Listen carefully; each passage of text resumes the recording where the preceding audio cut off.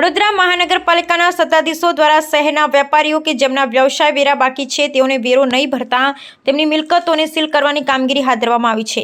વડોદરા શહેરમાં વસતા અને પોતાના વ્યવસાયથી જીવન ગુજરાન ચલાવતા અસંખ્ય વેપારીઓ પોતાનો વ્યવસાય વેરો નિયમિત સમયમાં પાલિકામાં નહીં ભર્યા બાદ હવે પાલિકાના અધિકારીઓ દ્વારા વેરો ભરવાની બાબતને લઈ કડક કાર્યવાહી હાથ ધરવામાં આવી હોય પાલિકાના ડેપ્યુટી કમિશનર દ્વારા વ્યવસાય વેરો નહીં ભરનારા વેપારીઓને મિલકતોને સીલ કરવાની કામગીરી હાથ ધરવામાં આવી છે।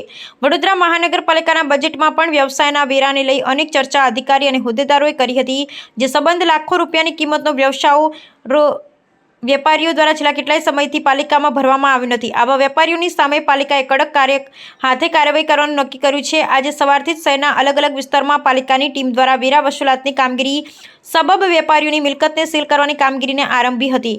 અલંબત પાલિકા દ્વારા વેપારીઓનો ડેરો ભરવાની મુદત, વ્યાજ માફી સાથે માત્ર વેરાની રકમ જમા કરાવવાની સુવિધા પણ આપવામાં આવી છે। વેપારીઓ વ્યવસાય વેરાને લઈ અને જો પાલિકાને સહકાર આપશે તો પાલિકાના સત્તાધીશો તેમના મિલકત સીલ નહીં કરી અને માટે તે પ્રકારની સહાનુભૂતિ પણ સત્તાધીશો દ્વારા આદરવામાં આવી છે।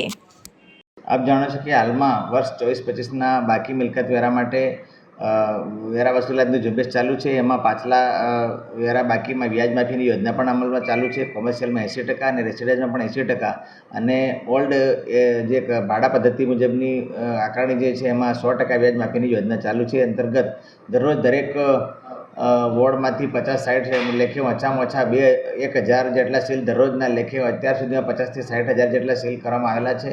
અને જે રહેણાંક મિલકતોમાં પણ જેના પણ વેરા બાકી હોય તેવાના પાણી કનેક્શન કાપવાની પણ કાર્યવાહી ચાલુ છે। ચાલુ વર્ષના બજેટ લક્ષક 724 કરોડની સામે 626 કરોડની વસૂલાત હાલ સુધીમાં થઈ ચૂકી છે। સાહેબ, ખાસ કરીને આજે મિસ્ટર પફની દુકાનને પણ સીલ મારવા આવી બેકરીની અંદર શું કહેશો? વોર્ડ નંબર 13માં 1.5 લાખ ઉપરાંત એનો વેરો બાકી હતો, જેના કારણે વોર્ડ નંબર 13ની કચેરી દ્વારા મિસ્ટર પફને સીલ કરવામાં આવ્યું છે। આ જ પ્રકારે જે મિલકતોના વેરા બાકી છે તેને સીલ કરવામાં આવશે અને રહેણાંક મિલકતોમાં પાણી કનેક્શન કાપવાની પણ કાર્યવાહી કરવામાં આવશે। સાહેબ, એમાં એક નોટિસમાં એ પણ ઉલ્લેખ કર્યો છે કે જો વેરો નહીં ભરે તો પછી આગળ એસેસ કરાવીને મિલકત ટાંચમાં લઈને હાથ ધરશે કાર્યવાહી। પ્રાથમિક રીતે કોમર્શિયલ મિલકતોને સીલ કરવામાં આવે છે, ત્યારબાદ જો વેરો ન ભરે તો તેનું એસેસમેન્ટ કરીને તેની બોજો દાખલ કરવાની વગેરે આગળની કાર્યવાહી પણ હાથ ધરવામાં આવી શકે છે।